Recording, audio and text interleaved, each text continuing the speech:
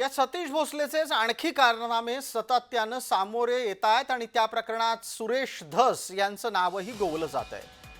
सुरेश धस हे भारतीय जनता पार्टीचे आष्टी पाटोद्यातले आमदार आहेत। सरकारनं त्या प्रकरणामध्ये काय कारवाई केली असा सवाल आता रोहित पवार या शरद पवार गटाच्या आमदारानं विचारलाय। आपण जर बघितलं तर देवेंद्र फडणवीस साहेबांची सवय बघा, होम मिनिस्टरांची, आम्ही कारवाई केली, आम्ही त्याच्यामध्ये लक्ष घातलं, पण कारवाई केली, पण कारवाई पुढे कुठपर्यंत नेली हे ते कधी सांगत नाही।